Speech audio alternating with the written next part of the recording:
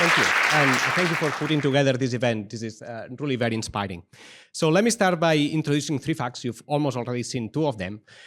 So first, over the past 2 decades, we've seen a dramatic decline in the number of IPOs in the US, with the annual number of IPOs almost cut by 3 since 2001, relative to the prior 2 decades.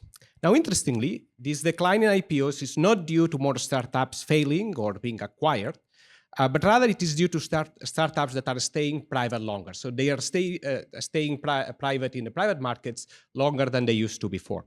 Now, importantly, these startups are able to raise large amounts of equity capital while staying private, so much so that private markets now provide more equity capital to US firms than public markets. So what explains these changes? Now, initial explanations focus on overregulation, particularly after the Enron scandal, with laws like the Sarbanes-Oxley Act in 2002. But recent research, including my own work with Michael Owens, points to a broader combination of supply and demand-side changes. So on the supply side, regulatory shifts, such as the federal NISMIA in 1996, have made it easier for private firms to raise larger amounts of capitals.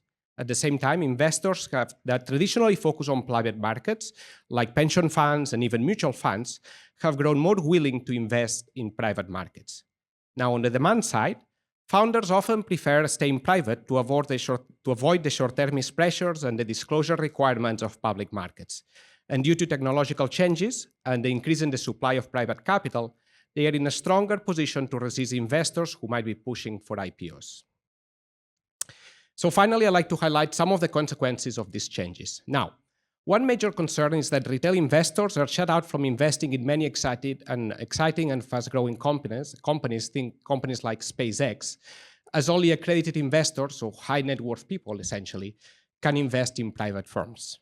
Regulators face a challenge here. Now, should the US make it easier for retail investors to invest in private markets, to invest in these very exciting companies like SpaceX?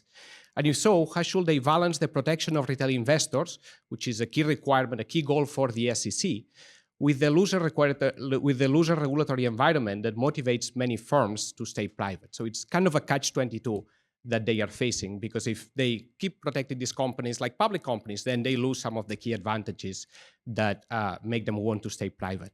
Another consequence is the growing difficulty for VCs and startup employees, that many of them have received equity shares or options from their companies, when they want to sell their shares and exit the investments, because traditionally this was done during the IPO or shortly after, when these IPOs were much more common.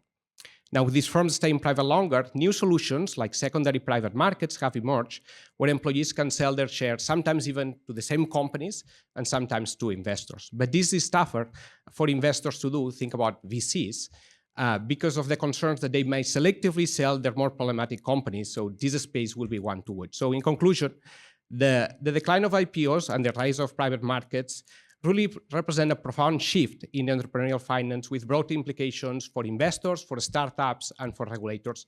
And I look forward to talking more about this after